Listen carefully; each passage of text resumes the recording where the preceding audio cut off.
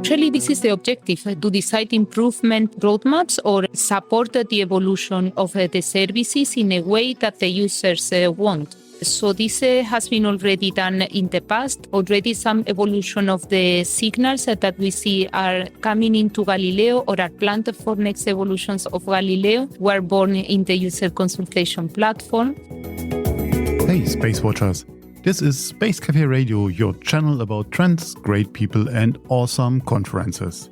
At the EU Space Week in October 2022 in Prague, I spoke with Carmen Aguilera, the head of Section Operational Market Development at the European Union Agency for the Space Program, EUSPA, and we spoke about the ongoing user consultation as a tool to improve services. I'm Torsten, publisher of SpaceWatch.Global. Enjoy the conversation. Carmen, what are you doing at EUSPA?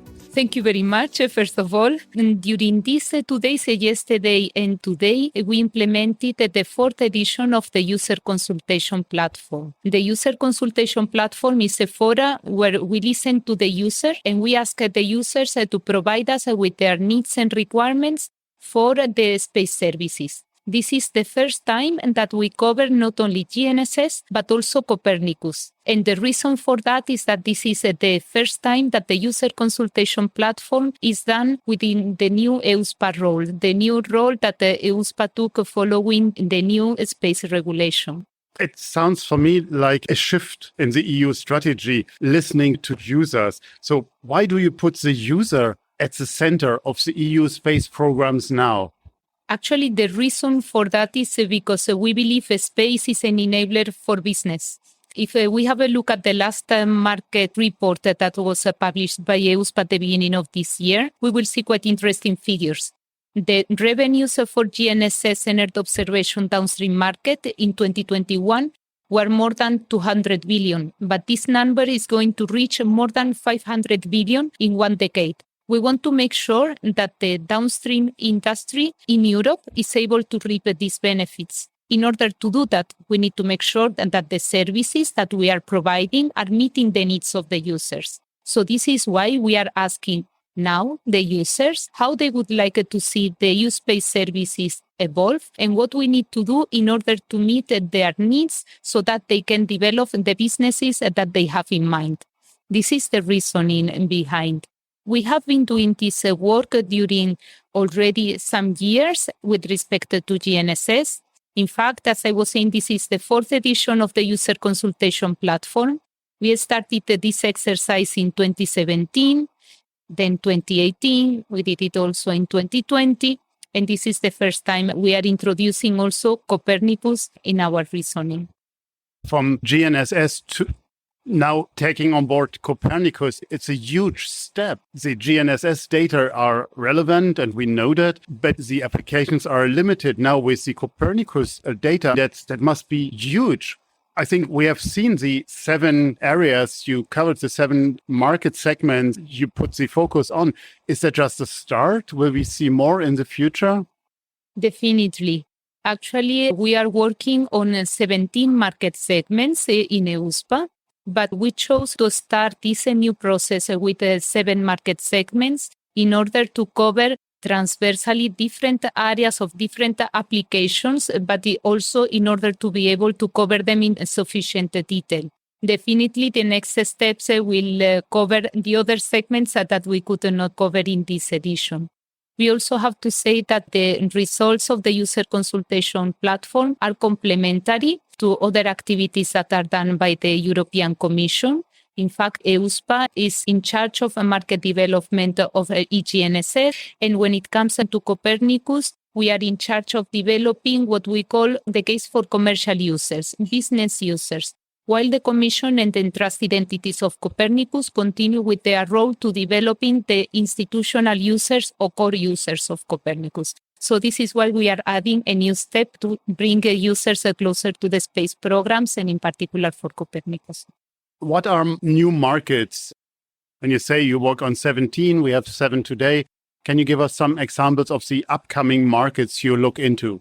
Absolutely. During this user consultation platform, we were addressing aviation and drones, maritime and fisheries, emergency management and humanitarian aid, infrastructure, energy and raw materials, EO platforms and consumer solutions, and emergency management and humanitarian aid. There are indeed several market segments that will come next, such as traditional transport segments, road, automotive, rail market segments, but also new areas where Copernicus plays a key role, such as environmental applications, the need of Earth observation for biodiversity. These are topics that we did not have the opportunity to discuss during these days, but will come in the next edition.